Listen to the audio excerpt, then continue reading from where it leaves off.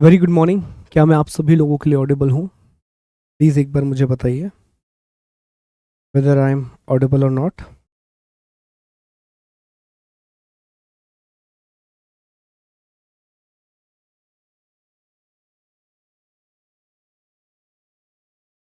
एक मिनट आप एक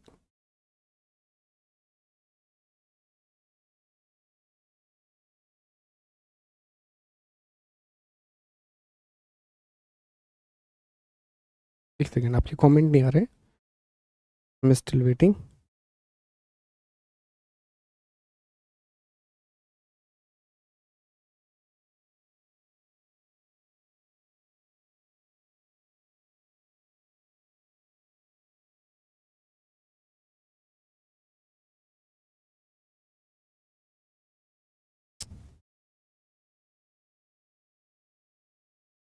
hello hello.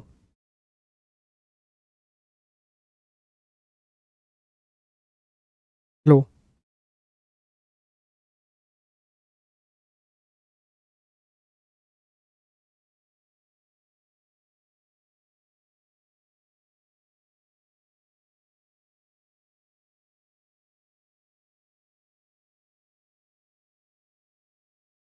Okay, thank you यार, इट्स गुड। संदीप, के जी एस यूजर, प्रतिभा, के जी एस यूजर। ओके, सारी चीज़ें क्लियर हैं। Thank you. एक तो अभी थोड़ा बेहतर है पहले से। Audible. Okay, voice is clear. ठीक है। सर कल कुछ नहीं हुआ था, कल हमने कंप्लीट किया था हमारी क्लास को। नहीं नहीं नहीं, वो यूपीएससी के काम नहीं आएगा। ठीक है। नमस्कार। चलिए शुरू करते हैं सेशन को। ठीक है, शुरू करते हैं। ओके दोस्तों, तो कल से हमने सिंधु घाटी सभ्यता को पढ़ना शुरू किया था। कल से हमने इंडस वैली सिविलाइजेशन को पढ़ना शुरू किया था।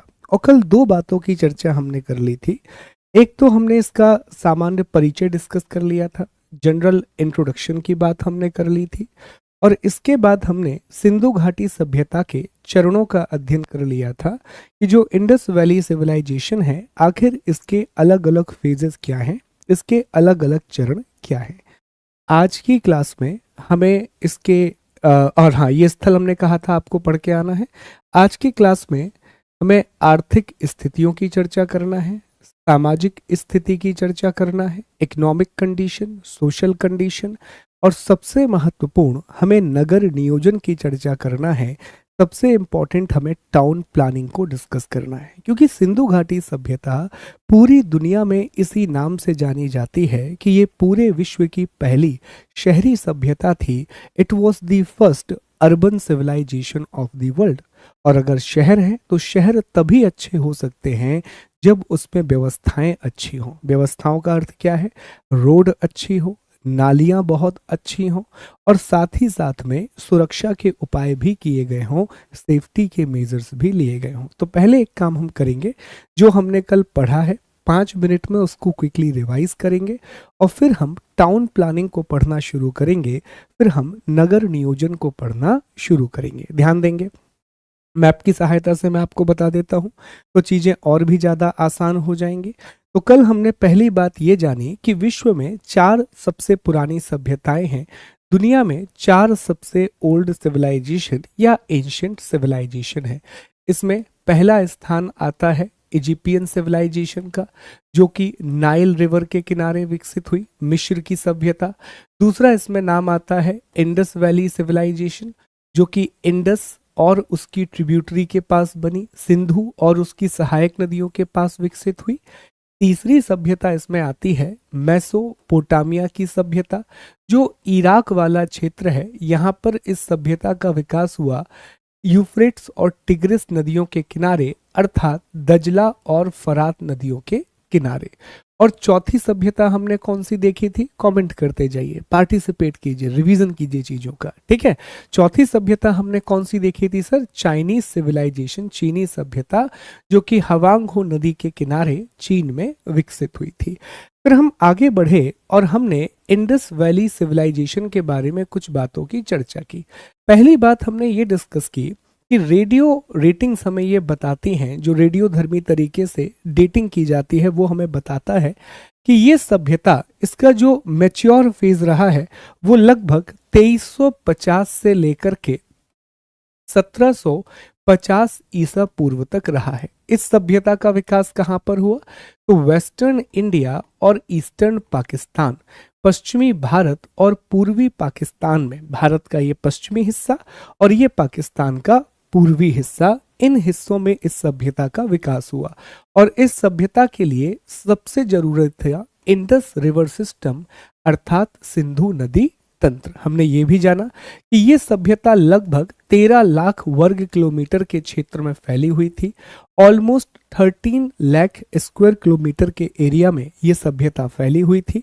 और अगर हम इसके 4 बिंदुओं की बात करें तो सबसे उत्तरी बिंदु कौन सा है दोस्तों? कमेंट कीजिए, जवाब दीजिए। तो आप बताएंगे कि सर सबसे उत्तरी बिंदु है मांडा, जो कि जम्मू कश्मीर में था। सबसे दक्षिणी जो बिंदु है ये है दायमाबाद। और दायमाबाद कहाँ पर है दोस्तों? तो दायमाबाद आप बता रहे होंगे कि सर दायमाबाद महाराष्ट्र में आता है। फिर आप देखेंगे तो आलमगीरपुर है। कहाँ पर आता है दोस्तों आलमगीरपुर? बताएंगे सर यूपी में आता है। और याद रखिए सुतकांगडोर, सुतकांगडोर ये कहाँ पर है? तो सर ये बलूचिस्तान वाले रीजन में आता है, ये बलूचिस्तान वाले क्षेत्र में आता है। ये बहुत बेसिक बातों की चर्चा हमने की। हमने ये भी देखा कि इस सभ्यता की खोज की शुरुआत अलेक्जेंडर कनिंघम ने की थी। और अलेक्जेंडर कनिंघम भारतीय पुरातत्व विभाग के Indian archaeological survey of India के पहले महानिदेशक रहे हैं। लेकिन इस सभ्यता की खोज का श्रेय 1921 में दयाराम साहनी, जिन्होंने हड़प्पा की खोज की, जो कि रावी नदी के किनारे बसा हुआ था। और 1922 आर.डी. बनर्जी अर्थात राखल दास बनर्जी, जिन्होंने मोहनजोदाड़ो की खोज की, जो कि सिंधु नदी के किनारे बसा हुआ था। और 1924 में जॉन मार्शल, जो कि उस समय भारत के पुरातत्व विभाग के जनक थे, उन्होंने घोषणा कर दी कि अब हमने सिंधु घाटी सभ्यता की खोज कर ली है। एक नई सभ्यता हमें मिली है जिसे हम इंडस वैली के नाम से जानेंगे, जिसे हम सिंधु घाटी के नाम से जानेंगे। इन बातों की चर्चा हमने की थी। उम्मीद करता हूं कि ये सारी बातें आपको याद होंगी। अच्छा, कमेंट करके जल्दी से जवाब दो, मैं आपके आंसर का वेट करूंगा। इस सभ्यता को हम किस प्रकार की सभ्यता कहते हैं? जवाब दीजिए। 1 सेकंड में पानी लेके आता हूं, जवाब दीजिए किस प्रकार की सभ्यता है ये?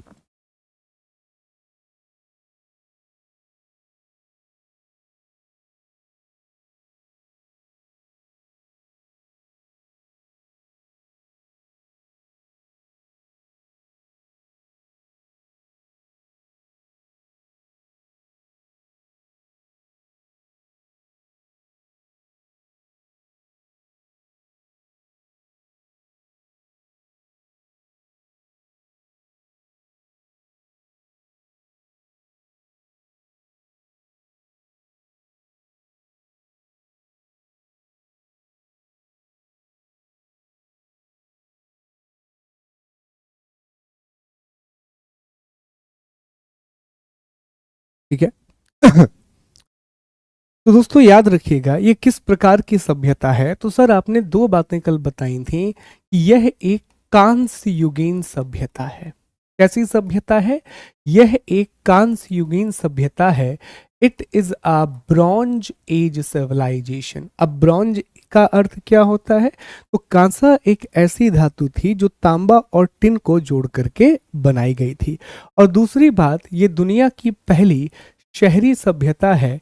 It is the first urban civilisation of the world. हमने इतनी बातों की चर्चा की। फिर हमने ये भी डिस्कस किया कि सिंधु घाटी सभ्यता के कितने चरण रहे हैं, कितने फेज रहे हैं इंडस वैली सिविलाइजेशन के। तो हमने जाना कि सिंधु घाटी सभ्यता को हम 3 चरणों में बांट सकते हैं, हम 3 अलग अलग फेजेस में बांट सकते हैं। जो पहला चरण हमें यहाँ पर दिखाई देता है दोस्तों, इसे हम कहते हैं अर्ली हड़प्पन फेज। इसको हिंदी में हम पूर्व हड़प्पा चरण के नाम से भी जानते हैं। इस चरण में क्या हुआ, तो यहां पर basically this is the building phase.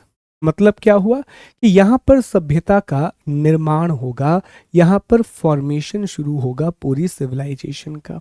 किसान जो है वो किसानी करना शुरू करेंगे, कृषि की तकनीकें धीरे धीरे उन्नत होंगी, जो एग्रीकल्चर की टेक्निक है वो धीरे धीरे बेहतर होती जाएंगी, और जो उत्पादन है, जो प्रोडक्शन है दोस्तों, जो प्रोडक्शन है वो सरप्लस प्रोडक्शन की ओर जाएगा। अच्छा, कल एक सवाल आया था, बड़ा अच्छा सवाल था कि सर आपने ये सब बता दिया कि सभ्यता बनी, ये सारी चीजें आपने बताई, लेकिन एक बात है कि आखिर ये लोग आए कहाँ से, जो सिंधु घाटी सभ्यता के लोग हैं ये कहाँ से आए।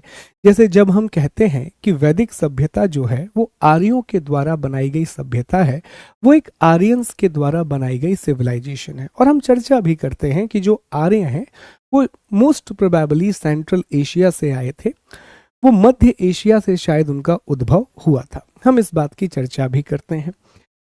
पर सिंधु घाटी सभ्यता के लोग कहाँ से आए? पहली बात दोस्तों, ये लोग कहीं से आए नहीं थे, दे वर इंडिजिनस, ये स्थानीय लोग थे। ये यहीं पर अलग अलग, ऐसा मानना है इतिहासकारों का कि शायद ये छोटे छोटे छोटे कबीले या अलग अलग ग्रुपों में रह रहे थे, फिर धीरे धीरे विकास हुआ, डेवलपमेंट हुआ, और विकास कैसा हुआ, इनोवेटिव डेवलपमेंट हुआ। इन वर्ड्स पर ध्यान दीजिएगा, यही शब्द आपको आगे बढ़ाते हैं। इनोवेटिव डेवलपमेंट हुआ, नवाचार आधारित विकास हुआ। नवाचार आधारित विकास का अर्थ यह है कि लोगों ने डेवलपमेंट किया, लेकिन साथ ही साथ उनके बौद्धिक विकास हुआ, उनका इंटेलेक्चुअल डेवलपमेंट हुआ, और उसकी वजह से उन्होंने नए नए आर्ट सीखे। वो व्हील बनाना सीख गए, जिससे वो अच्छे घड़े बनाने लगे। एग्रीकल्चर के लिए कालीबंगन में आपको जुते हुए खेत दिखते हैं, ठीक है। तो ये कैसे, ये प्रमाण दे रहे हैं कि एग्रीकल्चर का विकास हो रहा था। नालियां, तो ये वो फेज है। तो शायद यहाँ पर कुछ लोग थे जिनका धीरे धीरे इनोवेटिव डेवलपमेंट हो गया, और इन सभी लोगों ने आपस में मिलकर के एक सभ्यता बनाई, जिसे हम सिंधु घाटी सभ्यता के नाम से जानते हैं। तो पहले फेज में हमें यह देखने के लिए मिलता है। दूसरे चरण को हमने क्या कहा था, ये मैच्योर फेज है इंडस वैली सिविलाइजेशन का।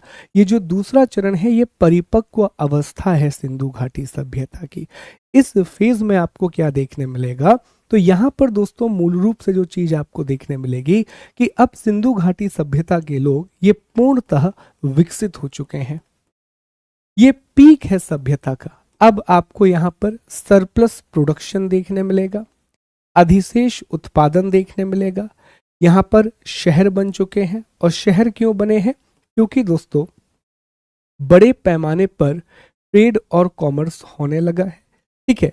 जो व्यापार है वो इंट्रा स्टेट भी है, वो इंटर स्टेट भी है, और वो इंटरनेशनल भी है, ठीक है।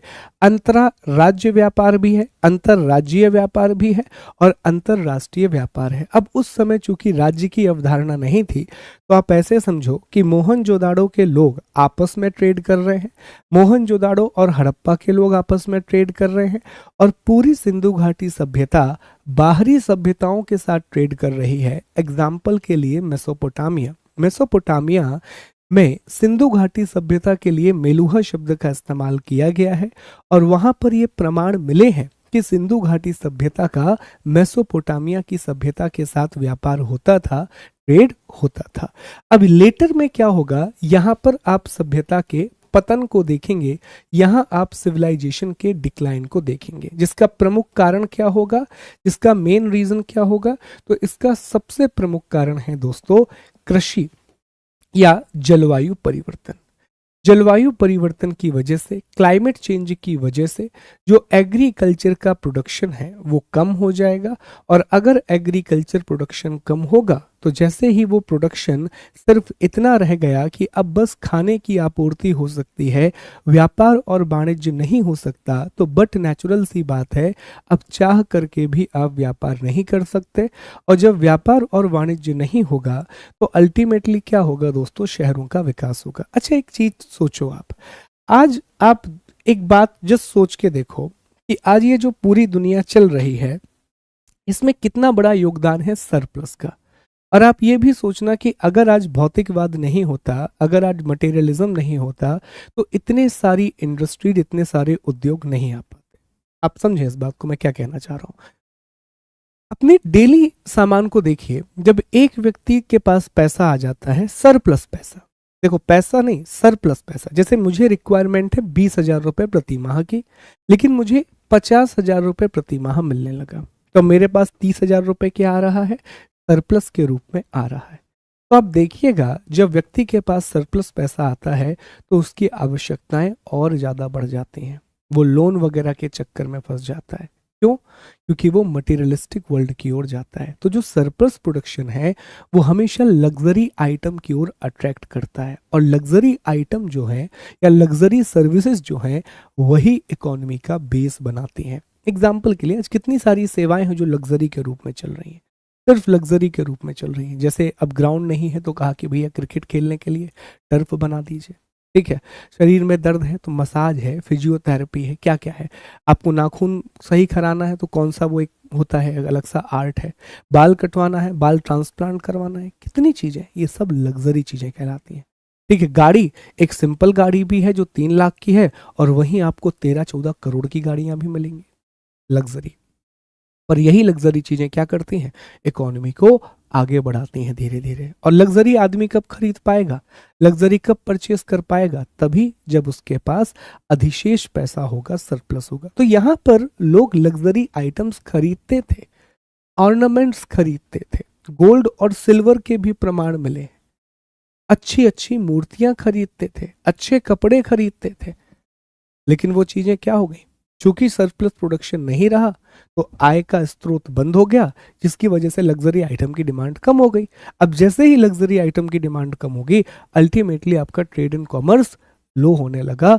जो व्यवसाय है, जो शासन है, वो जो ट्रेड एंड कॉमर्स है, वाणिज्य और व्यापार है, वो कम होने लगा। और वाणिज्य व्यापार पर ही तो शहर चलते हैं। शहरों में से अब व्यापारिक गतिविधियां निकाल तो लोग क्यों आएंगे, शहर में बाहरी लोग आते हैं, ठीक है। क्यों आते हैं, क्योंकि अच्छा इंफ्रास्ट्रक्चर है। यार हमें यहाँ पर ना शॉपिंग मॉल मिल जाएगा, हमें यहाँ पर थिएटर्स मिल जाएंगे, स्कूल मिल जाएंगे, हॉस्पिटल मिल जाएंगे, इन चीज़ों को निकाल दो, लोग अपने आप भग जाएंगे, है कि नहीं। ओके, तो ये चीज़ें होती। कोविड में देखा हमने, कोविड में जब इकोनॉमिक एक्टिविटीज़ कम हो गई तो लोग वापस अपने गाँव चले गए, और शहरों की हालत ऐसी हो गई थी जैसे कब्रिस्तान हो। और अगर ये लोग चले जाएंगे वापस गाँव तो शहरों की आर्थिक गतिविधियों पर इसका नकारात्मक प्रभाव पड़ेगा। शहरों की आर्थिक गतिविधियों पर इसका नेगेटिव इम्पैक्ट पड़ेगा, नकारात्मक प्रभाव पड़ेगा। तो कल हमने इतनी बातों की चर्चा कर ली थी, साथ ही साथ हमने कुछ महत्वपूर्ण स्थल भी सिंधु घाटी सभ्यता के देख लिए थे। आपको हमने बताया था कि ये कुछ बहुत इंपॉर्टेंट प्लेसेस हैं, जैसे यहाँ पर आपको हड़प्पा देखने मिलेगा, यहाँ आप आएंगे तो मोहनजोदाड़ो देखने मिलेगा। पहले हम पाकिस्तान वाले स्थलों की बात कर लेते हैं। पाकिस्तान में हड़प्पा है, मोहनजोदाड़ो है, मेहरगढ़ देखने मिलेगा आपको यहीं पर, ठीक है। यहीं आप आएंगे तो आपको चन्हूदड़ो देखने मिलेगा, बड़ा ही इंपॉर्टेंट स्थान है चन्हूदड़ो, ठीक। यहीं आप आएंगे तो आपको सुतकांगडोर देखने के लिए मिलेगा, ये सुतकांगडोर नाम की जगह है। कोट दीजी देखने मिलेगा, बिल्कुल बॉर्डर पर बना हुआ है। तो ये कहाँ पर है, ये पाकिस्तान में है। वहीं भारत के स्थलों की आप बात करें तो यहाँ रोपण देखने मिलेगा, बनावली देखने मिलेगा, कालीबंगन बहुत ही इंपॉर्टेंट साइड है, आलमगीरपुर देखने मिलेगा, यहाँ मांडा मिलेगा, राखीगढ़ी मिलेगा।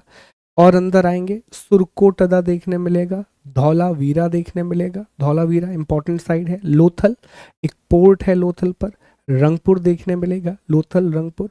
ये सारी साइट आपको कहाँ देखने मिलेंगी, भारत में देखने मिलेंगी, इंडिया में देखने के लिए मिलेंगी। चलिए अब हमारे अगले टॉपिक को हम शुरू करते हैं, और हमारा अगला टॉपिक है टाउन प्लानिंग। पहले मुझे एक बात बताओ, यहाँ तक जो हमने पढ़ा, क्या यहाँ तक आपको कोई डाउट है, यहाँ तक कोई समस्या है तो एक बार बता दीजिए, अदरवाइज हम आगे बढ़ते हैं, ठीक है। बताएं एक बार मुझे, यहाँ तक कोई समस्या है, सारी बातें स्पष्ट हुई हैं कि नहीं हुई हैं। देखिए मैं इसीलिए आपको पढ़ा रहा हूँ, फिर अगले दिन हम 10-15 मिनट रिवीजन में दे रहे हैं ताकि आपके दिमाग में चीज़ें बैठ जाएं, ठीक है। मैं बात करता हूँ स्नेहा टीम से। नहीं है डाउट? ठीक, बहुत अच्छी बात है। बिल्कुल, भारत का वही मैंने बताया ना कि पश्चिमी भारत और पूर्वी पाकिस्तान। कोई बात नहीं, आप आके रिकॉर्डिंग देख लीजिए। हाँ बिल्कुल, तो वही मैंने बताया है, सरप्लस उत्पादन। अभी ये हम डिस्कस करेंगे। अंजेस का सवाल है, जलवायु परिवर्तन कैसे हुआ, ये हम डिस्कस करेंगे। ठीक है, चलो आगे बढ़ते हैं। अब हम आगे बढ़ते हैं दोस्तों, अगले टॉपिक पर आते हैं। अब ये सबसे महत्वपूर्ण टॉपिक है, चाहे आप यूपीएससी में सवाल देख लें, आप स्टेट पीएससी में देख लें, या फिर आप इसके एमसीक्यू वनडे एग्जाम में देख लें। सबसे ज़्यादा सवाल इसी टॉपिक से आते हैं, और ये है नगर नियोजन अर्थात टाउन प्लानिंग। तो आइए अब हम नगर नियोजन के बारे में पढ़ते हैं, टाउन प्लानिंग के बारे में पढ़ते हैं। पहले मैं आपको एक बेस बता दूं कि आखिर इस शब्द का अर्थ क्या होता है, कि सर ये वर्ड का मतलब क्या है टाउन प्लानिंग। सर ये जो आप शब्द इस्तेमाल कर रहे हैं नगर नियोजन, इसका मतलब क्या है? देखो, टाउन प्लानिंग का मतलब ये है कि जो एक शहर है, तो आखिर एक शहर किस तरह से बसा हुआ था, जो शहर है वो किस तरह से बसा हुआ था, जो एक सिटी है, सिटी, उस सिटी का स्ट्रक्चर क्या था। सर स्ट्रक्चर से मतलब क्या है? मतलब यहाँ पर सड़क कैसी थी, रोड कैसी थी, यहाँ मकान अर्थात बिल्डिंग्स कैसी थी, यहाँ जल निकासी व्यवस्था जिसे हम ड्रेनेज कहते हैं, ड्रेनेज कैसा था, तो सड़क कैसी थी, मकान कैसे थे, जल निकासी व्यवस्था कैसी थी, और भी बातें देखिए। ठीक है, स्नानागार के बारे में, अनाजों का भंडार कैसे किया जाता था, तो इन सभी को हम क्या कहते हैं, हम टाउन प्लानिंग कहते हैं। और आज मैं आपको एक आंसर लिखना भी, आज मैं आपको एक प्रश्न दूंगा लिखने के लिए। ठीक है, एक काम करो, पहले एक प्रश्न लिखो और कल इसके मॉडल आंसर पर हम चर्चा करेंगे।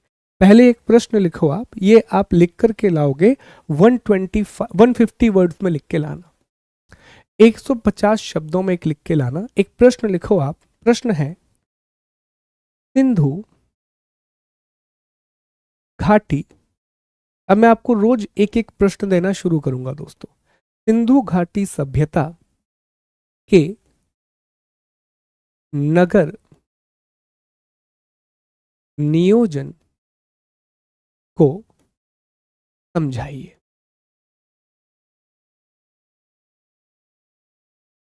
एक्सप्लेन दी, एक्सप्लेन दी, और मान लीजिए कि ये 10 नंबर का है, ठीक है, ताकि आपको अच्छा लगे। Explain the town planning of Indus valley civilisation. ठीक है, अब जब उत्तर लिखेंगे तो एक उत्तर में 3 चीजें होती हैं। इंट्रो दोगे आप, फिर मेन बॉडी पर आओगे, और एक कंक्लूजन दोगे। ये 3 चीजें आपको लिखना है। अभी बिल्कुल परेशान मत होना, बिल्कुल ऐसे नहीं हो जाना कि रोतड़े हो गए, बिल्कुल परेशान, हथियार ही डाल दिया आपने। नहीं सर, ये तो बहुत बड़ा टास्क दे दिया आपने, इससे बड़ा। ठीक है, ये सर ये तो बहुत बड़ा टास्क हो गया, ये तो हमने जीवन में नहीं किया है, कैसे करेंगे? तो भैया शुरुआत तो करनी पड़ेगी। चलने की भी शुरुआत की थी, साइकिल चलाने की भी शुरुआत की थी, गाड़ी चलाने की भी शुरुआत की थी, तो शुरू कीजिए। आज लिखिए, कितना भी बुरा लिखो, पढ़ो पहले आज टॉपिक, फिर एक बार पीडीएफ पढ़ो और लिखो, कितना भी बुरा लिखो पर लिखो। और कल फिर मैं आपको इसका एक मॉडल आंसर बताऊंगा। ठीक है, तो कल आप ये लिख करके लाएंगे। अब मैं आपको ये टॉपिक समझाता हूं, चलो ध्यान दो। तो नगर नियोजन, देखिए, जो सिंधु घाटी सभ्यता है, इसके बारे में हम लगातार कह रहे हैं कि सर यह एक शहरी सभ्यता थी, यह एक अर्बन सिविलाइजेशन थी। इसका मतलब यहाँ पर शहरों का विकास हुआ था, यहाँ पर अर्बन सेंटर्स का बहुत ज़्यादा विकास हुआ था। तो अगर शहरों का विकास हुआ होगा, तो आखिर शहर नियोजन किस प्रकार का था, टाउन प्लानिंग किस प्रकार की थी, तो इसको एक एक करके समझो। सबसे पहले मैं आपको सामान्य विशेषताएं बता रहा हूं, सामान्य विशेषताएं, कि आखिर शहर किस प्रकार के थे, एक जनरल आपको आउटलुक दे रहा हूं मैं आपको। तो पूरे शहर में दोस्तों, जो पूरी की पूरी सिटी है, ध्यान दीजिएगा, पूरी की पूरी सिटी में ग्रिड बेस्ड टाउन प्लानिंग की गई थी। ग्रिड आधारित आधारित शहर नियोजन। सर ये होता क्या है? ग्रिड बेस्ड टाउन प्लानिंग क्या होती है? इंग्लिश में क्या कहते हैं इसे? Grid based town planning. अब ग्रिड का मतलब क्या है समझें। देखो, ग्रिड का मतलब ये था कि यहां पर जितनी भी सड़कें थी वो कुछ इस तरह एक दूसरे से मिलती थी। जैसे मान लो ये एक सड़क है, यहां से ये दूसरी सड़क आ रही है, ठीक है, ये ए हो गया, ये बी सड़क हो गई, यहां से ये तीसरी सड़क आ रही है सी, और यहां से ये चौथी सड़क आ रही है डी। तो हम ये कह सकते हैं कि यहाँ जितनी भी सड़कें हैं वो एक दूसरे को समकोण पर मिलती थी। जितने भी यहाँ पर रोड हैं वो एक दूसरे को 90 डिग्री के एंगल पर इंटरसेक्ट करते थे। अंडरस्टूड? तो अब आप ध्यान से देखो कि अगर मैं यहाँ पर भी एक सड़क बना दूं, इस तरह से एक सड़क मैंने यहाँ बना दी, फिर मैंने यहाँ भी सड़क बना दी, तो अब ये मैंने एक और सड़क बना दी, मान लीजिए A B C D E F G. अब इस शहर को देखो, अब बीच में यहां पर क्या होते थे, इसको थोड़ा और सही बना देते हैं। ओके, अब यहां पर लोगों के मकान होते थे, यहां पर मकान होंगे लोगों के, यहां पर लोगों के मकान होंगे, यहां भी मकान होंगे, यहां भी बिल्डिंग्स होंगी, ठीक है, यहां भी बिल्डिंग्स होंगी और यहां भी बिल्डिंग्स होंगी। तो अब आप ध्यान से देखो, जब आप इसे ड्रोन इमेज लाने की कोशिश करोगे तो क्या ये ऐसा नहीं लग रहा है कि ग्रिड बन चुकी है? तो इसीलिए कहा गया आज ऐसी व्यवस्था आपको चंडीगढ़ में देखने के लिए मिलती है। और ये शहर बनाने का सबसे अच्छा तरीका है दोस्तों, इस शहर को आप ग्रिड के रूप में प्लान करें। हमारे यहाँ क्या होता है कि प्लान्ड नहीं होती हैं चीजें, जिस वजह से एक गली के अंदर फिर दूसरी गली, तीसरी गली, चौथी गली, बहुत कॉम्प्लिकेटेड सिस्टम बन जाता है। लेकिन इसमें आप देखिए, अगर इस तरह से शहरों को बनाया जाए तो कितने व्यवस्थित शहर बनेंगे। और आजकल की आप मॉडर्न कॉलोनीज देखिए, कोई भी मॉडर्न टाउनशिप में आप जाइए, वो अधिकांशतः ग्रिड बेस्ड पैटर्न पर ही बनती हैं। आपको एक मुख्य सड़क दिखेगी, फिर बीच में आपको इस तरह की सड़कें दिखेंगी और आजू बाजू आपको मकान देखने मिलेंगे। तो पहली सबसे बड़ी विशेषता जो सिंधु घाटी सभ्यता के शहरों की थी वो यही थी दोस्तों कि यहाँ पर ग्रिड बेस्ड टाउन प्लानिंग की गई थी। अब दूसरी विशेषता सुनो। दूसरा सबसे बड़ा फीचर यह है सिंधु घाटी सभ्यता का कि यहाँ पर दोस्तों पकी हुई ईंटों का इस्तेमाल हुआ है। और ये बहुत बड़ी बात है, किसी भी सभ्यता में उस समय आपको बर्न ब्रिक देखने नहीं मिलती है। यहाँ पर आपको बर्न ब्रिक देखने के लिए मिलती है, पकी हुई ईंटें। आप मेसोपोटामिया चले जाइए, आप इजिप्शियन चले जाइए, वहां आपको पकी हुई ईंटों का इस्तेमाल नहीं दिखेगा। यहाँ पकी हुई ईंटें हैं, यहाँ पर आपको पकी हुई ईंटें देखने के लिए मिलती हैं और ये एक बहुत बड़ी बात है। और इन ईंटों का प्रयोग सिर्फ घर बनाने के लिए नहीं हुआ है, इन ईंटों का प्रयोग नाली बनाने के लिए भी हुआ है। इन ईंटों का जो प्रयोग है वो नाली को ढकने के लिए हुआ है और इन्हीं ईंटों का प्रयोग सड़क बनाने के लिए भी हुआ है। तो सड़क ऐसा नहीं है कि डामर रोड बनी हुई है, कि सीसी रोड बनी हुई है, सड़क में ईंटें हैं। तो इन्हीं ईंटों के द्वारा फिर वहां पर सड़क का निर्माण भी किया गया है। पर है कैसी? पकी हुई ईंटें आपको देखने मिलती हैं, आपको बर्न ब्रुक देखने के लिए मिलती है। ये दूसरी सबसे बड़ी विशेषता है। फिर तीसरी बड़ी विशेषता जो बहुत प्रभावित करेगी और अभी तक की जनरेशन को ये व्यवस्था बहुत प्रभावित करती है, वो है स्वच्छता। स्वच्छता, एक्सट्रीम सैनिटेशन, बहुत बड़ी स्वच्छता का स्तर, बहुत ज्यादा सैनिटेशन, बहुत ज्यादा दोस्तों। अब स्वच्छता में क्या? स्वच्छता में सबसे पहली चीज जो यहां देखने के लिए मिलती है दोस्तों कि यहां आपको एक प्रॉपर ड्रेनेज देखने के लिए मिला है। प्रॉपर ड्रेनेज, प्रॉपर नालियां हैं। अब नालियों की विशेषता देखो, अब जब हम नाली बनाते हैं तो हमें बहुत ध्यान रखना पड़ता है कि नाली में ढाल का, क्योंकि देखो यार, आज भी हमारे यहाँ जो नाली बनती है हम पंप का इस्तेमाल तो नहीं करते, हम नाली में ग्रेविटी का ही इस्तेमाल करते हैं। जो सबसे पहले जहां नाली शुरू हो रही है तो वहां पर आप देखोगे कि उसकी गहराई बहुत कम होगी। जहां से शुरू हो रही है नाली, जैसे मान लो यहां से आपकी नाली शुरू हुई या नाला शुरू हुआ, तो यहां पर गहराई कम होगी। लेकिन जैसे जैसे आप आगे की ओर बढ़ते जाओगे तो सबसे आखिरी में आप देखोगे कि गहराई ज्यादा हो जाएगी, जो डेप्थ है वो बहुत ज्यादा हो जाएगी। क्यों? क्योंकि आपको स्लोप बनाना है, और स्लोप बनाना है ताकि पानी बहता रहे। तो इसके लिए भी एक आर्ट की जरूरत होती है। आज के समय पर भी आप देखिए बहुत सारी ऐसी नालियां हैं जो गलत बना दी जाती हैं, ठीक है, आज के समय पर भी। तो उस समय उन्होंने इस बात का विशेष ध्यान रखा। अब सिर्फ नाली बनाने से तो काम नहीं होगा कि भाई साहब आपने नाली बना दी और काम हो गया। प्रॉपर ड्रेनेज का मतलब यह है कि एक तो इन्होंने स्लोप का ध्यान रखा है, दूसरा नालियां जो हैं वो ढकी हुई हैं। अभी भी हमारे यहाँ नहीं हो पा रहा है। नाली बना दी है, नाली को ढकना ही भूल गए, मच्छर आ रहे हैं, बीमारियां आ रही हैं, पूरी नालियां ढकी हुई है, कवर्ड है, कवर्ड।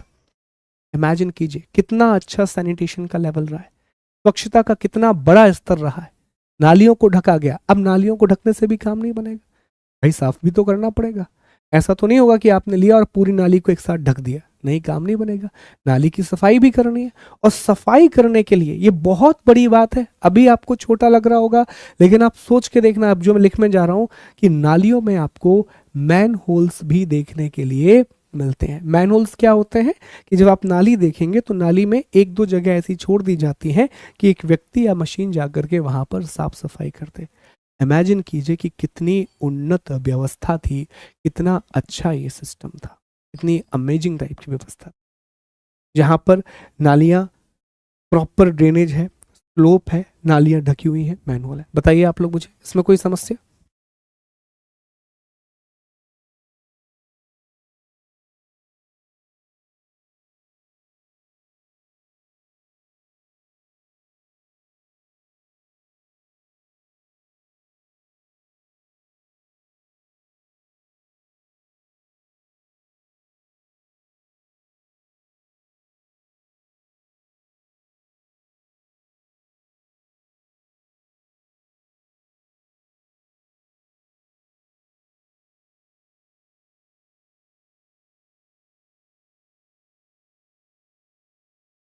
ठीक है, समझ में आ रहा है कि आपको?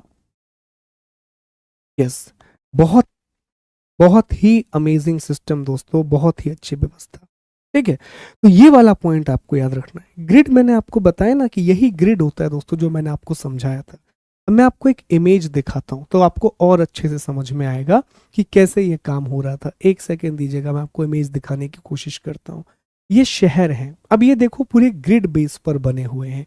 यहाँ पर ये मुख्य सड़क जा रही है, this is the main road, और यहाँ बीच बीच में आपको अन्य सड़कें देखने मिलेगी। ये देखो एक दूसरी मुख्य सड़क जा रही है, और ये आपस में इस तरह जुड़े हुए हैं, तो इसको हम ग्रिड बोलते हैं दोस्तों। ये जो सिस्टम है ना, इसी सिस्टम को हम ग्रिड बोलते हैं। अब मैं आपको नालियां भी दिखाता हूं, एक सेकेंड। ये देखो, ये सारी आपको जल निकासी व्यवस्था। यहाँ जो ये व्यक्ति बैठा हुआ है ना, दिस इज बेसिकली घर, ये घर हुआ करता था यहाँ पर। तो घर से देखो एक पाइप जा रहा है, इस पाइप नहीं बोलेंगे, मतलब एक उन्होंने एक स्लोप बनाया है, ठीक है, एक ढाल बनाया है। फिर ये देखो एक छोटी नाली है और ये मुख्य नाली है, और ये सभी नालियां ढकी हुई हैं दोस्तों। अभी इसमें नहीं दिखाया है, पर ये सभी नालियां ढकी हुई थी, और इन नालियों के बीच में आपको मैन होल्स भी देखने के लिए मिलते हैं। तो घरों को भी बहुत अच्छे से कनेक्ट किया गया था ड्रेनेज सिस्टम के साथ, हर चीज को बहुत प्रॉपरली कनेक्ट किया गया था। तो ये इसकी अगली विशेषता है। आइए हम आगे बढ़ते हैं। तो अभी आपने सामान्य विशेषताएं पढ़ी हैं, फिर इन्हीं को हम थोड़ा डिटेल में पढ़ने की कोशिश करेंगे। तो मेरे ये 3 पॉइंट मैं उम्मीद करता हूं कि आपके दिमाग में बहुत स्पष्ट होंगे। अब एक और बात समझो, एक और विशेषता है कि कुछ ऐसे नगर पाए गए हैं, अधिकांश ऐसे नगर हैं, अधिकांश शहर ऐसे हैं जो 2 भागों में बटे हुए हैं। कितने भागों में बटे हुए हैं? मैक्सिमम ऐसे टाउन हैं जो 2 पार्ट में डिवाइड हैं। इसको ऐसे समझो कि जैसे मान लो ये एक शहर है पूरा का पूरा, ठीक है, ये एक शहर है। तो इस शहर के 2 हिस्से दिखाई दे रहे हैं, एक इसका पश्चिमी हिस्सा है वेस्ट, और एक इसका पूर्वी हिस्सा है अर्थात ईस्ट। ठीक है, तो ये कहा गया है कि जो पश्चिमी हिस्सा है ये ऊंचा होता था। ये जो पश्चिमी हिस्सा है इसकी ऊंचाई ज्यादा है, इसकी हाइट ज्यादा है, और ये जो पश्चिमी हिस्सा है इसके चारों ओर आपको एक प्रकार की बाउंड्री वॉल देखने के लिए मिलती है। तो ऐसे समझो कि आप शहर में गए, ये पूर्वी हिस्सा है, ये निचला हिस्सा है जहां पर सामान्य लोग रह रहे होंगे, और जैसे ऊपर गए तो आप चढ़ते जाओगे और फिर आप पश्चिमी हिस्से पर पहुंच गए। पश्चिमी हिस्से के चारों ओर क्या है, बाउंड्री वॉल्स है, चारों ओर हमें दीवारें दिखाई देती हैं दोस्तों। और इन्हीं पर यह माना जाता है कि शायद ये नगर में वर्ग विभाजन को दिखाता है। देखो, जाति की जानकारी नहीं है, धर्म की जानकारी नहीं है, वर्ण की जानकारी भी नहीं है। No information about caste, no information about religion, no information about the varna. पर क्या विभाजन इसी आधार पर होता है? नहीं, विभाजन वर्ग के आधार पर हो सकता है। यह हो सकता है कि यहां पर उच्च वर्ग के लोग रहा करते हो। अब उच्च वर्ग का मतलब क्या है? इसमें प्रशासक रह सकते हैं, एडमिनिस्ट्रेटर रह सकते हैं, बहुत बड़े व्यापारी रह सकते हैं, बहुत बड़े ट्रेडर्स रह सकते हैं। दो ही लोग थे इंपॉर्टेंट, और यहां पर शायद सामान्य जनता रहती थी, सामान्य वर्ग। ठीक है, अब सामान्य वर्ग में किसान भी हैं, मजदूर भी हैं, डॉक्टर हैं, ये सारी चीजें, वैद्य वगैरह, वो शायद यही रहा करते, ये माना गया है। तो शहरों में दो विभाजन देखने के लिए मिलते हैं। पश्चिम में एक सिटेडल देखने के लिए मिलता है, एक प्रकार का आपको एक दायरा देखने के लिए मिलता है, और वहीं पूर्व में आपको एक सामान्य वर्ग देखने के लिए मिलता है। तो शहरों में हमें यह विशेषता देखने के लिए मिलती है। और एक आखिरी विशेषता आप समझें कि एक और चीज जो आपको यहां देखने मिलेगी दोस्तों, वो है अन्नागार। वो क्या है? अन्नागार। ये एक और बड़ी विशेषता है। इसको इंग्लिश में ग्रेनरी बोलते हैं, ग्रेनरी। अन्नागार का मतलब बड़ा सिंपल होता है। अन्नागार को हम बोलते हैं वेयर हाउस। क्या बोलते हैं दोस्तों? इसी को हम वेयर हाउस बोलते हैं। तो आज भी वेयर हाउस का कंसेप्ट है। अब वेयर हाउस भी क्या है? एक ऐसी जगह है जहां पर हम अपने अनाज को रखते हैं। तो अब देखो दोस्तों, जो मैं बार बार आपसे एक नाम ले रहा हूं कि यहां पर सरप्लस प्रोडक्शन होता था, यहां पर अधिशेष उत्पादन होता था। तो ये मैं क्यों बोल रहा हूं बार बार? इसलिए बोल रहा हूं क्योंकि यहां हमें ग्रेनरी मिली है, अर्थात यहां हमें वेयर हाउस मिले हैं, यहां पर हमें अन्नागार मिले हैं। और पूरे सिंधु घाटी सभ्यता की जो सबसे बड़ी इमारत है वो मोहनजोदड़ो में मिला हुआ अन्नागार है। मोहनजोदड़ो में एक बहुत बड़ा वेयर हाउस मिला है, बहुत ही बड़ा वेयर हाउस मिला है। हर जगह वेयर हाउस है, लेकिन मोहनजोदड़ो में एक बहुत बड़ा वेयर हाउस मिला हुआ है। तो ये दो बातें दिखाता है कि एक तो सरप्लस प्रोडक्शन था, और स्टोर करके क्यों रख रहे थे? दो कारण हो सकते हैं। एक तो शायद इसी के द्वारा वाणिज्य होता था, इसी के द्वारा शायद व्यापार होता था, इसी के द्वारा ट्रेड होता था, क्योंकि व्यापार के लिए यह माना जाता है कि वस्तु विनिमय प्रणाली चलती थी, बार्टर सिस्टम चलता था। अब बार्टर सिस्टम क्या होता है दोस्तों? बड़ी सिंपल चीज है कि आज जैसे हमें कोई भी चीज चाहिए तो हम मुद्रा का प्रयोग करते हैं कि भैया मैं पोहा खाने के लिए गया, मैंने कहा कि 10 रुपए है साहब पोहे की कीमत, मैंने 10 रुपए दिए और मुझे वहां से पोहा मिल गया। ठीक है, मैंने 20 रुपए और है, मुझे कुछ भी करना मैं कर सकता हूँ। लेकिन पहले ये होता था कि जैसे मान लीजिए कि मुझे पोहा खाना है, तो यहाँ एक पोहा की दुकान है, तो मैंने कहा भैया 1 प्लेट हमको पोहा दे दो। तो उसने कहा ठीक है, हम तुम्हें 1 प्लेट पोहा दे देंगे, लेकिन बदले में तुम हमें क्या दोगे? तो हमने कहा यार चूंकि मैं पढ़ाता हूँ तो मेरे पास कुछ पुरानी किताबें हैं, तो मैं तुमको एक किताब दे देता हूँ, बुक दे देता हूँ, ये बुक तुम्हारे काम आएगी। ठीक है, ट्रेड करना है, कैसे भी करना, मेरे पास जो है मैं वही दूंगा सर। ठीक है, या फिर मैं कहूंगा कि सुनो यार भैया, हम तुम्हें एक आइडिया दे देते हैं, एक अच्छा उपाय बता देते हैं कि तुम अपनी दुकान को कैसे बढ़ा सकते हो। ओके, तो बार्टर सिस्टम चलता था। कहा कि भैया हमें 10 किलो गेहूं चाहिए, एक गाय दे दो, 20 किलो गेहूं चाहिए, एक घोड़ा दे दो, हाथी दे दो। मतलब ये सब तो नहीं था, लेकिन बता रहा हूं आपको एग्जाम्पल के लिए। तो ये वस्तु विनिमय प्रणाली, बार्टर सिस्टम। लेकिन ये भी हो सकता है कि अनाज का प्रयोग, शायद अनाज का प्रयोग किया जाता हो। दूसरी चीज ये है कि ये स्टोर किया जाता होगा, शायद टैक्स कलेक्शन हो, हर चीज में शायद लगाना पड़ेगा आपको। Because we do not have certain information. ये सारे हमारे अजम्पशन हैं, सारा हमारा अनुमान है जो इतिहासकारों ने लगाया है, टैक्स कलेक्शन होता हो। और तीसरा जो अनुमान लगाया गया है कि ये इसलिए कलेक्ट करते थे कि अगर कोई भी आपदा आए, कोई भी अगर डिजास्टर आए, तो इस डिजास्टर के समय इस खाने का प्रयोग करेंगे, इस अन्न का प्रयोग करेंगे। और अगर ऐसा था तो मानना पड़ेगा दोस्तों, ये कुछ बहुत ही अमेजिंग था, है ना, ये बहुत ही अमेजिंग था अगर ऐसा था।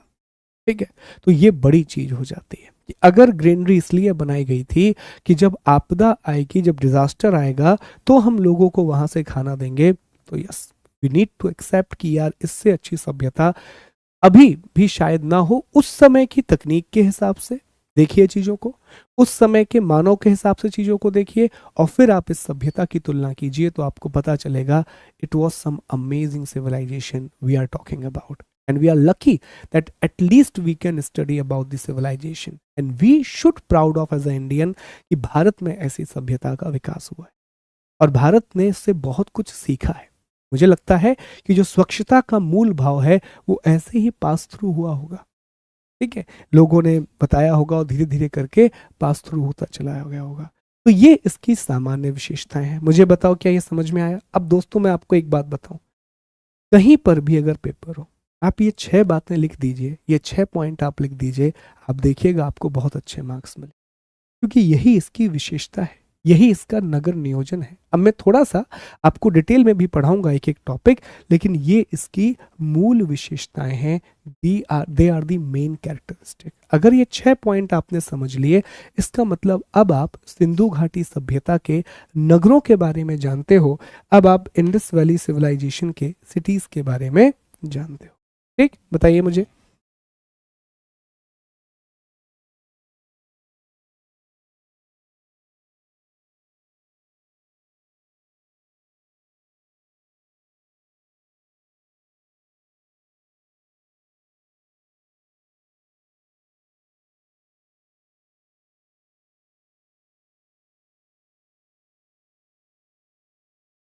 हेलो, एक बार आपके कमेंट नहीं आ रहे हैं दोस्तों, आई एम स्टिल वेटिंग। ठीक, आ गया समझ में? अब देखो, ये अमन का अलग ही जवाब। सर उस टाइम ऑनलाइन क्लास होता था कि नहीं होता था? सर जैसा आपने इमेज दिखाया क्या अभी भी? हाँ बिल्कुल, ये वही तो इमेजेस हैं हमारे पास। हाँ, ये देखो प्रिंस ने एक बहुत अच्छा पॉइंट और दिया है कि हो सकता है सर, देखो ये यही बातें निकल के आते हैं ना जब आप पढ़ते हो ना दोस्तों। आज मुझे एक अच्छी बात ये लग रही है कि आप फालतू के कमेंट नहीं कर रहे हो, अब आप उन बातों से ऊपर हो, अब आप पढ़ाई के कमेंट कर रहे हो। कितनी अच्छी बात प्रिंस ने कही कि सर ये भी तो हो सकता है कि एक सार्वजनिक वितरण व्यवस्था हो, एक पब्लिक डिस्ट्रीब्यूशन सिस्टम हो जैसा आज होता है। बिल्कुल एक संभावना है, इस बात की संभावना है। ठीक है, हाँ।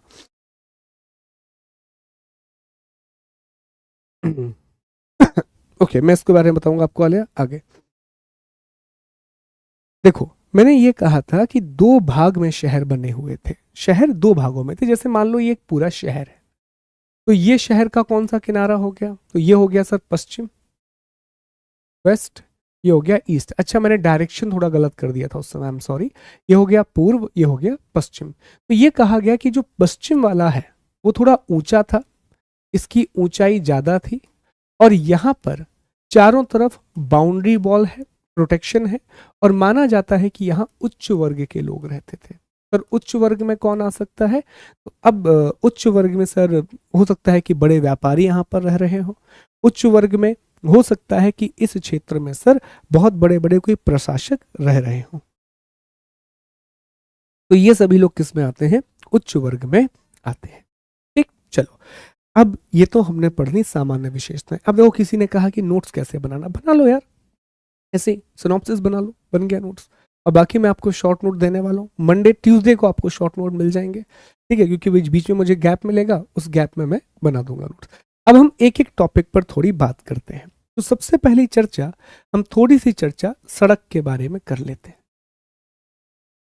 तो सड़क के बारे में हमने आपको क्या बताया? सड़क के बारे में हमने बताया कि सड़कें 90 डिग्री पर या समकोण पर एक दूसरे को काटती थी।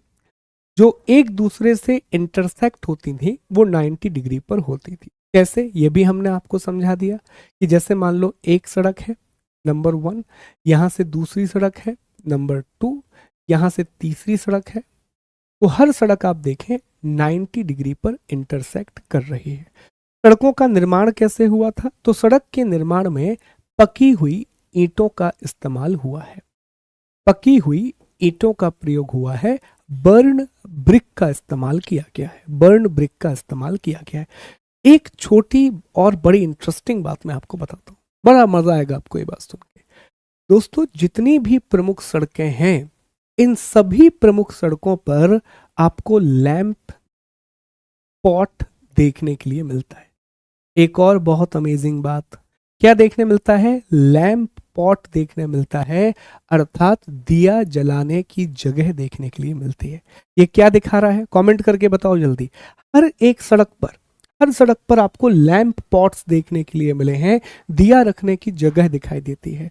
तो ये क्या दिखा रहा है दोस्तों, लैंप पॉट क्या दिखा रहा है, कमेंट करो। इससे क्या पता पड़ता है आपको लैंप पॉट से?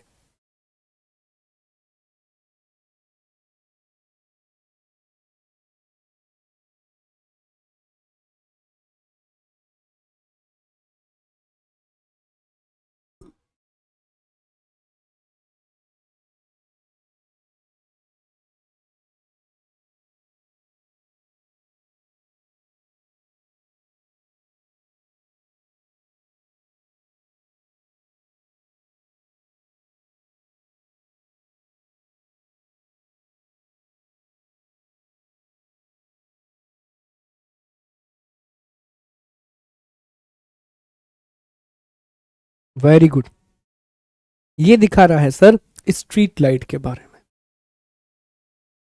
स्ट्रीट लाइट एक और प्रमाण कि बहुत विकसित सभ्यता, बहुत ज्यादा विकसित सभ्यता।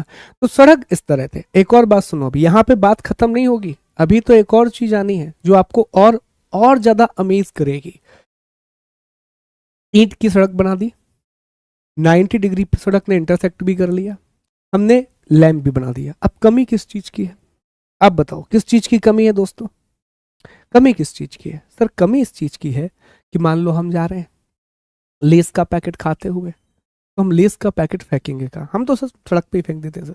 बॉटल पिया, पानी पिया, फेंक दिया सर, क्योंकि हम, हमारे देश को स्वच्छ रखने की जिम्मेदारी हमारी थोड़ी ना सर, सरकार करेगी। पहले फेंकेंगे और फिर सरकार को कोसेंगे कि देखो सरकार साफ सफाई नहीं रखती। ठीक है सर, हम तो जाते हैं बढ़िया नदी के किनारे बैठते हैं सर, लेस का पैकेट खाते हैं और नदी में बहा देते हैं, क्या सोच के? गंगा मैया में विसर्जन कर दिया, ये सोच के, और फिर कहते हैं कि नदी गंदी है। हम ये करते हैं। लेकिन सिंधु घाटी सभ्यता के लोग ऐसे नहीं थे, वो जानते थे कि उन्हें कूड़ा फेंकना पड़ेगा, तो हर जगह उन्होंने डस्टबिन भी रखा है, हर जगह डस्टबिन रखा है दोस्तों, थोड़ी थोड़ी दूरी पर डस्टबिन भी दिखाई देते हैं। जस्ट इमेजिन, हम बात कर रहे हैं 4,500 पहले की, दिमाग में ये बात फिक्स रखना, we are talking about 4,500 year ago, 4,500 पुरानी बात हो रही है दोस्तों यहाँ पर। उस समय इतनी ज्यादा अच्छी व्यवस्था देखने के लिए मिलती है।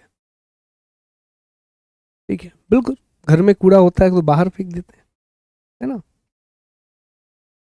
अरे भैया, स्ट्रीट लाइट, थोड़ा तो बेसिक दिमाग लगाओ, स्ट्रीट लाइट तो नहीं होगी ना उस समय, इलेक्ट्रिसिटी तो नहीं थी, तो मैंने यहाँ पे क्या लिखा, लैंप पॉट थे, मतलब दिया से रोशनी होती थी। तेल तो था ना, तेल डिस्कवर हो गया था, घी तेल सब आने लगा था, दिया वगैरह जलाते थे वो, ठीक है, मसाल वगैरह जलाते होंगे। स्ट्रीट लाइट मतलब लाइट कहाँ से आ रही, कैसे बात करते हो यार, कई बार फिर मुझे लगता है ऐसे मुझे नहीं बताना चाहिए आपको, है ना। चलो, तो आगे बढ़ते हैं। ये हो गई गली और सड़कों के बारे में चर्चा। ठीक है सर, हमें समझ में आ गया कि ये कैसे होता था, क्या काम होता था, ये सारी चीजें हमें समझ में आ गई हैं। ड्रेनेज के बारे में हमने आपको अच्छे से बता दिया, ड्रेनेज के बारे में हमने बहुत बढ़िया तरीके से आपको समझा दिया। अब एक चीज और है, थोड़ा सा यहाँ पर एक और स्थल आकृति मिली है जिसे हम महान स्नानागार कहते हैं, जिसे ग्रेट बाथ कहा जाता है। एक और आपने नाम सुना होगा कि सिंधु घाटी सभ्यता में एक महान स्नानागार देखने के लिए मिलता है, एक ग्रेट बाथ देखने के लिए मिलता है। तो क्या है ये महान स्नानागार? देखो, महान स्नानागार बेसिकली अगर हम आज के समय की बात करें तो यह एक प्रकार का स्विमिंग पूल है। क्या है दोस्तों? ये एक प्रकार का स्विमिंग पूल है। हमारी भाषा में हम कहें तो क्या है? ये स्विमिंग पूल है। तो मोहनजोदाड़ो में हमें एक बहुत बड़ी चीज देखने के लिए मिलती है, ग्रेट बाथ अर्थात महान स्नानागार, स्विमिंग पूल। आज के जमाने का स्विमिंग पूल हमें देखने मिलता है। अब ये है कैसा, तो इसको ध्यान से देखो। यहाँ बीच में आपका स्विमिंग पूल है, तो यहाँ पानी भरा रहता होगा, यहाँ पर वाटर। आप यहाँ देखो, यहाँ भी आपको सीढ़ी दिख रही है और यहाँ भी आपको सीढ़ी दिख रही है। अब यहाँ पर चीजें नहीं है, अन्यथा यहाँ चारों तरफ कमरे बने हुए हैं। यहाँ भी कमरा है, यहाँ भी आसपास कमरा है, यहाँ भी कमरा है। ये चारों तरफ यहाँ पर कमरे बने हुए हैं। तो आज भी तो स्विमिंग पूल ऐसे होते हैं। आज के स्विमिंग पूल को अगर आप देखेंगे तो ये हमारा स्विमिंग पूल हो गया। यहाँ पर एक सीढ़ी बना देंगे, यहाँ पर एक सीढ़ी बना देंगे, और आजू बाजू क्या होता है? वॉशरूम या चेंज रूम होते हैं। आजू बाजू क्या होते हैं? वॉशरूम या चेंज रूम होते हैं। तो इसी तरह का एक हमें स्विमिंग पूल मिला है और इसे हमने महान स्नानागार कहा है। इसे हमने द ग्रेट बाथ का नाम दिया है। और ये स्विमिंग पूल मिला कहाँ से है? ये मोहनजोदाड़ो से मिला है। कहाँ से मिला है? मोहनजोदाड़ो से मिला है। अंडरस्टूड? अब ध्यान देना कि ये कितना बड़ा था। तो इसकी मैं साइज आपको बता रहा हूं। एक तो ये रेक्टेंगुलर शेप में था, ये आयताकार रूप में था, ठीक है। और इसके डायमेंशंस अगर मैं आपको बताऊं, डायमेंशंस देखिए इसके एक बार।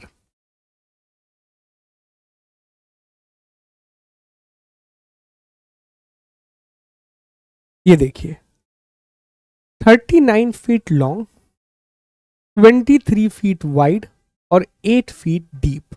8 फीट गहराई है, मतलब एक इंसान इजिली इसमें डूब सकता है। 39 फीट लंबा, 23 फीट चौड़ा और 8 फीट गहरा। इसीलिए हमने इसको क्या कहा है? ग्रेट बाथ का है। अब सवाल ये पैदा होता है कि सर यहाँ पर आपने कहा, हमने मान लिया कि भैया आप कह रहे हैं कि मोहनजोदाड़ो में हमें एक स्विमिंग पूल मिला है जिसे हमने क्या नाम दिया है? Great bath. ठीक है, आपने बताया कि ये रेक्टेंगुलर शेप में है, अर्थात ये इस प्रकार से है। 39 फीट इसकी लंबाई है, लगभग 23 फीट के आसपास चौड़ाई है और 8 फीट आपने कहा कि इसकी गहराई है। आपने ये बताया कि इसके यहाँ वहाँ सीढ़ी भी है और आजू बाजू इसमें चेंजिंग रूम है। अब दो सवाल पैदा होते हैं। पहला सवाल ये निकल के आता है, क्यों? वाई? आखिर क्यों बनाया गया? और दूसरा सवाल ये निकल के आता है, वाटर सप्लाई कैसे होती होगी? पानी इस जगह कैसे दिया जाता होगा? एक और सवाल निकल के आता है। एक तो सवाल आता है कि क्यों बनाया, और दूसरा सवाल निकल के आता है कि आखिर यहाँ पानी कैसे जा रहा था, वाटर की सप्लाई यहाँ पर कैसे हो रही थी। तो क्यों बनाया, इसको लेकर के अभी भी हमें सही जवाब नहीं पता है। We are not so sure about it कि आखिर हमने ये क्यों बनाया। ठीक है, लेकिन इतिहासकारों का ये मानना है कि मोस्ट प्रोबेबली ये धार्मिक अनुष्ठान के लिए बनाया गया होगा। मोस्ट प्रोबेबली ये रिलीजियस रिचुअल के लिए बनाया होगा। ठीक है, एक है, कुछ इतिहासकारों का ये मानना है कि चूंकि ये आपको उच्च दुर्ग में मिला है, मतलब आपको पश्चिमी क्षेत्र में मिला है, तो हो सकता है यहाँ पर जो बहुत बड़ा प्रशासक वर्ग रहता हो, यहाँ पर जो बहुत बड़ा एक एडमिनिस्ट्रेटिव सेक्शन है वो रहता हो, ये उसके अम्यूजमेंट के लिए बनाया गया हो। अम्यूजमेंट का अर्थ क्या होता है? मनोरंजन के लिए बनाया गया हो। ये भी एक बात उभर के आ रही है कि हो सकता है ये किसके लिए बना दिया गया हो? मनोरंजन के लिए बना दिया गया हो। एक बात ये भी सामने आई है। तो still we are not clear about it, पर ज्यादा इतिहासकारों का मत यही है कि यहाँ पर धार्मिक अनुष्ठान होते थे, यहाँ पर रिलीजियस रिचुअल्स को परफॉर्म किया जाता था। ठीक है, दूसरा सवाल ये है कि इतना बड़ा है ये, 39 फीट लंबाई है, 23 फीट के आसपास चौड़ाई है और 8 फीट के आसपास गहराई है, तो आखिर इसको पानी कहाँ से मिलता था? आखिर इसको वाटर कहाँ से मिलता था? अब ये बड़ा डाउट है। तो कहा यह जाता है कि शायद यहाँ आसपास जो कुएं होंगे उन कुओं से पानी निकाला जाता होगा और उन कुओं से पानी निकाल करके इस पूरे पॉट में डाला जाता होगा, क्योंकि उस समय हमारे पास कोई इलेक्ट्रिक मोटर तो थी नहीं कि हमने पंप किया और पानी को डाल दिया। तो अधिकांश संभावना इसी बात की है कि एक बहुत बड़ा वर्ग होगा जो मजदूर वर्ग होगा और शायद वही यहाँ पर पानी भरने का काम करता होगा। वही क्या करता होगा? पानी भरने का काम इसमें करता होगा। ठीक है, तो ये इसमें एक और चीज बताई जाती है। तो हमने क्या क्या पढ़ लिया, अभी मैं आपको कंक्लूड करूंगा। एक टॉपिक और समझ लो। अब एक टॉपिक और रह गया है सर कि यहाँ घर कैसे बनाते थे, मकान, और फिर हम टॉपिक को कंक्लूड करेंगे। मैं पूरी चीजें फिर आपको समझाऊंगा कि कैसे आपने लिखा होगा। तो देखिए यहाँ पर जो मकान है वो पकी हुई ईंटों के बने हैं। पहली बात, पकी हुई ईंट के मकान बने हैं, बर्न ब्रिक के मकान बने हैं। दूसरी बात, मकान जो है, कुछ मकान आयताकार हैं अर्थात रेक्टेंगुलर शेप में है, और कुछ वर्गाकार हैं अर्थात स्क्वायर शेप में है। अब देखो, ध्यान दो, सबसे बड़ी विशेषता यह है कि आपको बहुमंजिल मकान भी देखने के लिए मिलते हैं दोस्तों। यहां पर कुछ मकान मिले हैं जिसमें लगभग एक फ्लोर भी है। एक तो ग्राउंड फ्लोर है और फर्स्ट फ्लोर है, मतलब 2 मंजिल के मकान देखने मिले। ये अगेन ये बहुत बड़ा आर्ट है कि उस समय आप 2 मंजिल के मकान बना पा रहे हैं। इसके लिए बहुत आर्ट चाहिए। आपको लगता होगा कि आज हम इजीली इमारत बना देते हैं, पर इतनी इजीली इमारत बनती नहीं है। बहुमंजिल इमारत बनाने के लिए आपको फाउंडेशन का नॉलेज होना चाहिए कि इसके ऊपर जो आप छत बनाने वाले हो वो कैसे बनाने वाले हो। तो हड़प्पा में 2 मंजिल वाले मकान भी मिले हैं। तो आप देख सकते हैं कि वो इंजीनियरिंग में भी काफी डेवलप्ड हो चुके थे। उनकी जो अभियांत्रिकी है, जो आर्किटेक्ट है, वो काफी ज्यादा विकसित था। अच्छा, घर की डिजाइन आज के घरों जैसी होती थी। जैसे एक बीच में आंगन है, आंगन है, इसके चारों तरफ आपको इस प्रकार से कमरे देखने के लिए मिलेंगे। इस तरह से आपको कमरे देखने मिलेंगे।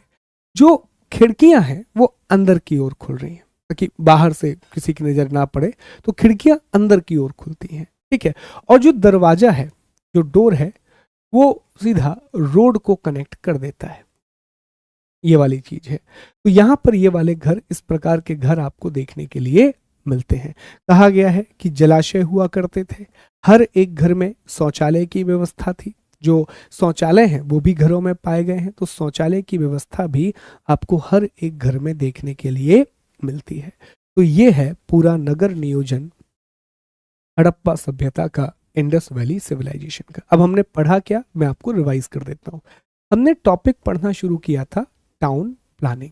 तो टाउन प्लानिंग में सबसे पहले हमने सामान्य विशेषताएं पढ़ी, हमने जनरल कैरेक्टरिस्टिक को पढ़ा। ठीक है, इसके बाद हमने सड़क की बात की, हमने रोड की चर्चा की।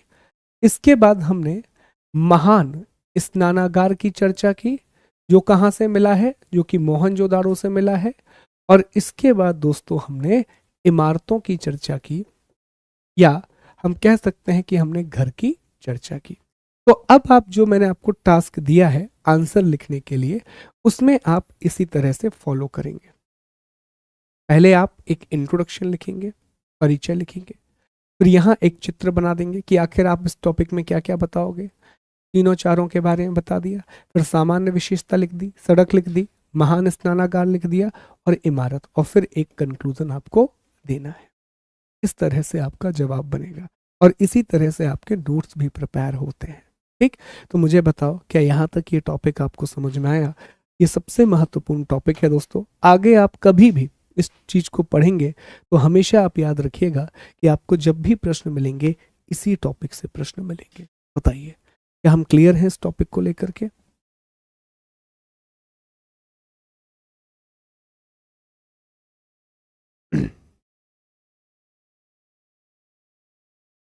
ठीक है,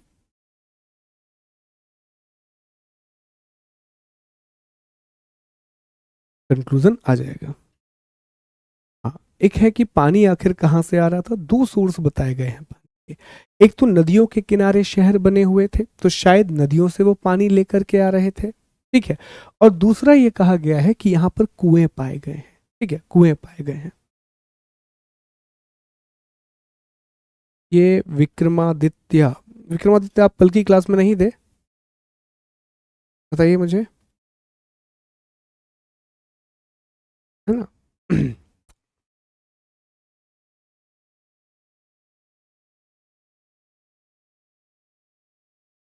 क्लियर? बिल्कुल हो सकता है, इसलिए तो हमने कहा कि यह अनुमान है। ये क्या है? एक अनुमान है। देखिए ये सारी चीजें क्या हैं? ये अनुमान है। ये सारी चीजें हम क्या कह रहे हैं कि ये अनुमान है दोस्तों, ये सारी चीजें हमें देखने के लिए मिलती हैं। क्लियर? तो ये तक चीजें आपको याद रखना है। हाँ, जानवर भी थे। ओके। सीमेंट का उपयोग हमें देखने के लिए नहीं मिलता, पर हाँ जिप्सम का प्रयोग जरूर हमें देखने मिला है, क्योंकि अगर आपको पानी को रोकना है, जैसे मान लो उन्होंने स्विमिंग पूल बनाया था, तो नीचे आपको पानी रोकना पड़ेगा, अदरवाइज पानी रिस जाएगा, तो वहां पर जिप्सम का प्रयोग किया गया है। ठीक, वहां पर किसका प्रयोग किया गया है? जिप्सम का प्रयोग किया गया है। अंडरस्टूड? तो ये दोस्तों हमारी टाउन प्लानिंग के बारे में आपको बातें याद रखना है। अब हम आगे बढ़ेंगे, हम थोड़ी सी चर्चा अर्थव्यवस्था के बारे में करेंगे, इकोनॉमी के बारे में करेंगे, और फिर हम अपने टॉपिक क्लास को आज को खत्म करेंगे। ठीक, चलिए ध्यान दीजिए। तो अर्थव्यवस्था के बारे में हमें पढ़ना है, इकोनॉमी के बारे में अब हमें पढ़ना है। ये सिंधु घाटी सभ्यता में अर्थव्यवस्था कैसे काम करती थी, आखिर इकोनॉमी सिंधु घाटी सभ्यता में किस तरह से काम किया करती थी, ये सब हमने पढ़ लिया। ग्रीनरी वगैरह ये आपको मिल जाएगा आज।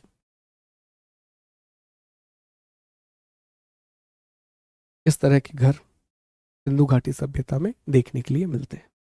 चलो अब देखें, पूरी सिंधु घाटी सभ्यता में पूरी इंडस वैली सिविलाइजेशन की आर्थिक गतिविधियों की चर्चा हमें करना है। ठीक, तो आर्थिक गतिविधियों को हम कुछ भागों में बांट देंगे। जैसे पहले हम कृषि के बारे में समझेंगे, फिर हम सिंचाई के बारे में समझेंगे, फिर हम जानवरों या पशुपालन के बारे में समझेंगे, फिर व्यापार के बारे में समझेंगे। तो इस तरह अलग अलग हिस्सों में हम इसे डिवाइड करेंगे। ओके, तो इसमें पहला जो हिस्सा है, फर्स्ट जो हम पार्ट लेकर के आ रहे हैं कि कृषि, एग्रीकल्चर। देखिए दोस्तों, जैसा मैंने आपको बताया कि सिंधु घाटी सभ्यता या कोई भी पुरानी सभ्यता, उसका जो सबसे प्रमुख व्यवसाय था, जो सबसे इंपॉर्टेंट उसका ऑक्यूपेशन था, वो था कृषि।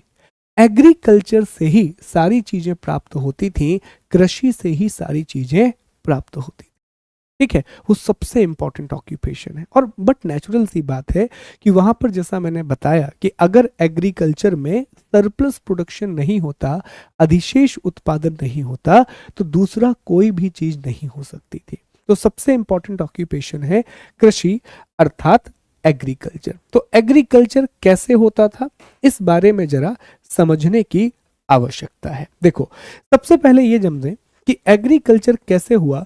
तो अधिकांश जो नगर बनाए गए थे, अधिकांश जो सिटी बनाई गई थी, वो कहाँ पर थी? तो जितने भी नगर, गांव, शहर, ये सारी चीजें नदी के किनारे पर थे, नदी के किनारे पर हुआ करते थे। तो लोग क्या करते थे?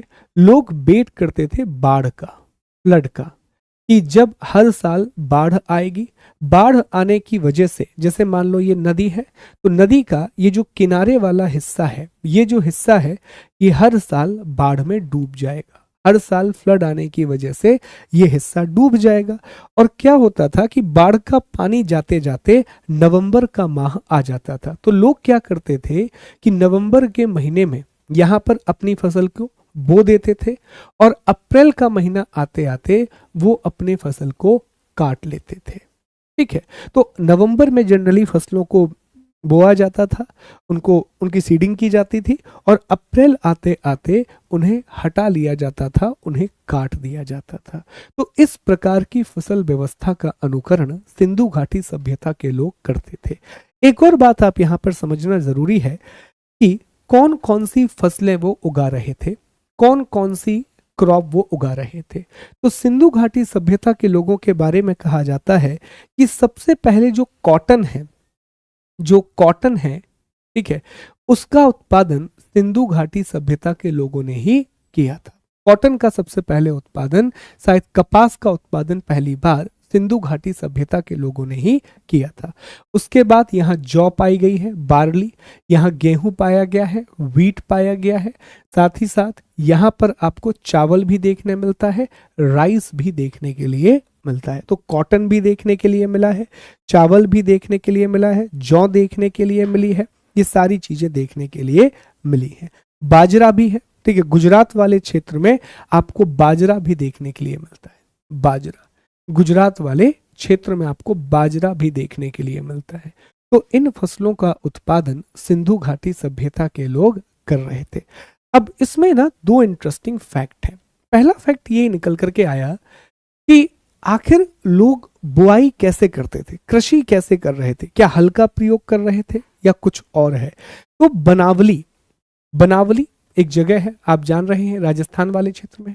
तो बनावली में एक मिट्टी का खिलौना मिला है, एक मिट्टी का खिलौना मिला है, और उस मिट्टी के खिलौने में हल बना हुआ है। हल, एक मिट्टी का खिलौना मिला है, और मिट्टी के जो पकी हुई मिट्टी के खिलौने होते हैं उसे हम टेराकोटा कहते हैं। क्या कहते हैं? पकी हुई मिट्टी के खिलौने को हम टेराकोटा कहते हैं। तो हल मिला है हमें, एक हल एक टॉय के रूप में मिला है। तो अगर हम टॉय के रूप में एक हल बना सकते हैं तो बट नेचुरल सी बात है कि शायद ऐसा हो कि उस समय हल हो और हल के द्वारा खेती की जाती हो। एक और इंटरेस्टिंग चीज है जो कालीबंगन से मिली है। कहां से मिली है? कालीबंगन से मिली है। कालीबंगन कहाँ है दोस्तों? राजस्थान, बताया था आपको। तो कालीबंगन से क्या मिला है कि हमें दो फसलों के प्रमाण मिले हैं। यहां पर जुता हुआ खेत मिला है, जुता हुआ खेत मिला है, प्लाउड फील्ड मिली है, और इसमें दो फसलों के प्रमाण है। तो यह भी कहा गया कि शायद कालीबंगन में एग्रीकल्चर इतना डेवलप हो गया था कि लोग एक साथ दो फसलें उगाने लगे थे। जो किसान हैं वो एक साल दो अलग अलग फसलों को उगा रहे थे। और आज भी आप देखिए, ये होता है, जब हम गेहूं कुछ बोते हैं तो पता पड़ा साथ में सरसमा लगा दिया। तो दो फसलों को एक साथ बोने के प्रमाण भी मिले हैं। तो ये सारी बातें। अब हाँ, सिंचाई की बात आती है, तो सिंचाई के लिए जैसा मैंने कहा, या तो कुओं का प्रयोग हो रहा था, नेचुरल बेस्ड एग्रीकल्चर है, मतलब नेचर पर आधारित था, बारिश हो जाती थी, बाढ़ का पानी इतना रहता था कि भैया वहीं पर गया है तो उतनी ज्यादा पानी की आवश्यकता होती नहीं थी, और होती भी थी तो शायद वो नदियों से नालियों बना करके एग्रीकल्चर किया करते होंगे। पर ये बातें कृषि के बारे में आपको याद रखना है कि नदियों के किनारे होता था, नवंबर के महीने में फसल बोई जाती थी, अप्रैल के महीने में फसल काट ली जाती थी। यहाँ पर कॉटन, बार्ले, व्हीट, राइस, मेट, ये सारी फसलें देखने के लिए मिली हैं।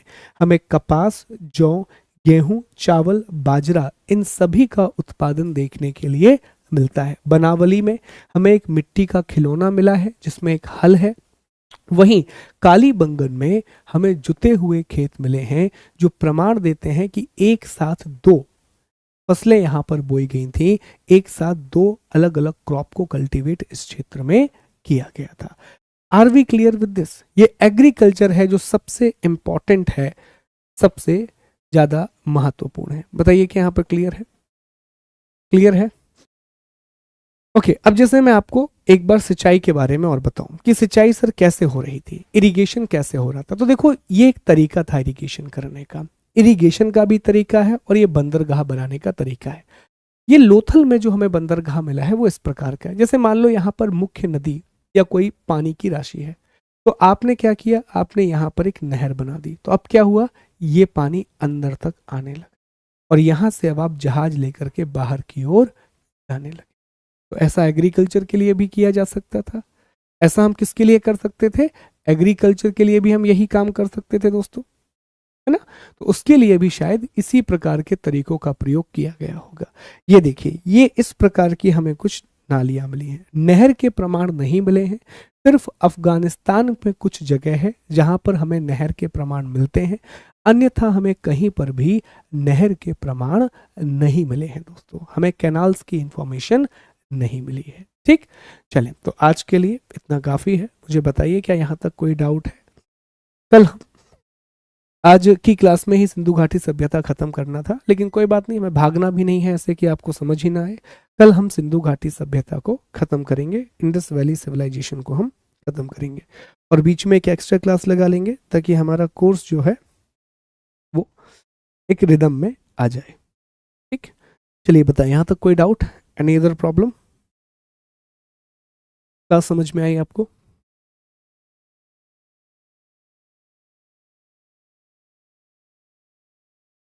हाँ, आंसर चेक कैसे करेंगे? कल आपको आंसर लिख करके लाना है, मैं आपको एक मॉडल आंसर बताऊंगा और आप देखिएगा क्या आपने इसी तरह का जवाब लिखा है या नहीं लिखा है, ये आपको चेक करना। हाँ, लोथल इंडस वैली का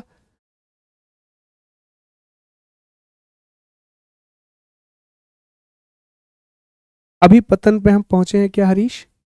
हरीश आप बताओ, अभी पतन पर हम पहुंचे हैं क्या? नहीं पहुंचे ना, है ना? आगे आगे नहीं भागना, हमें क्लास के साथ रहना है। अभी मैंने कहाँ तक पढ़ाया आपको? एग्रीकल्चर तक। अभी तो कल हमें समाज के बारे में पहले पढ़ेंगे, धर्म के बारे में पढ़ेंगे, राजनीति के बारे में पढ़ेंगे और फिर पतन के बारे में पढ़ेंगे। तो भागेंगे नहीं, हम लोग साथ में चलेंगे। ठीक है, बहुत एडवांस सीरियसली शहनवाज, अल्टीमेटली जितने बार भी मैंने ये टॉपिक पढ़ा है उतनी बार एक नया इंसाइट मिलता है। बहुत बहुत एडवांस सिविलाइजेशन। ठीक है, देखो अभी ये प्रश्न आया सभ्यता और संस्कृति में अंतर, ये यहाँ के प्रश्न नहीं है, ये सोशोलॉजी के प्रश्न है। ठीक है, ये हम पढ़ेंगे, ये यहाँ के प्रश्न नहीं, ये समाज शास्त्र में पढ़ोगे आप। ठीक है, यहाँ पर मैं ऐतिहासिक तरीके से पढ़ा दूंगा तो वहां आप कंफ्यूज हो जाओगे।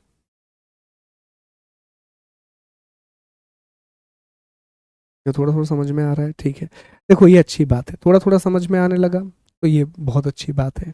पहले बिल्कुल नहीं आ रहा था, थोड़ा थोड़ा आने लगा, कोशिश करोगे पूरा आने लगेगा, है कि नहीं? कोशिश करोगे तो पूरा समझ में आने लगेगा। देखो बोर्ड पर मेरा समझाना अलग है, वो मैं पीडीएफ में नहीं दे सकता, पीडीएफ में है वही, लेकिन वो बड़े फॉर्म में है, और बोर्ड पर जो मैं समझाता हूँ वो शॉर्ट फॉर्म में है। नहीं, लकड़ी के हल, लोहे के हल तो बहुत बाद में आए ना दोस्तों। शुरुआत में आप गांव में याद कीजिए, लकड़ी के हल होते थे। याद कीजिए कृष्ण भगवान के भाई वो लोहे का हल लेकर के घूमते थे, लकड़ी का हल लेकर के घूमते थे।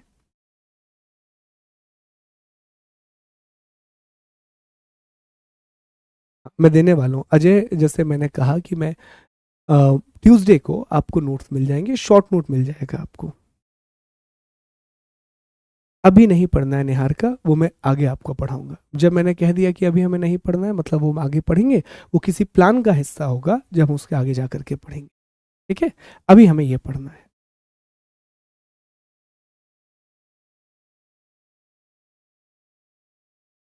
तो शॉर्ट नोट बनाने में, हाँ ठीक है, ठीक है।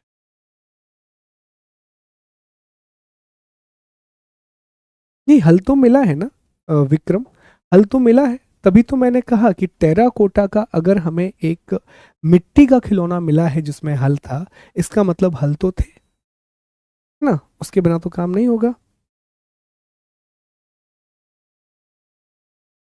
सिंचाई का टॉपिक समझना भी नहीं है, मैंने अभी कहा, समझाया कहाँ है आपको सिंचाई का टॉपिक? बेसिक बताया मैंने अभी आपको।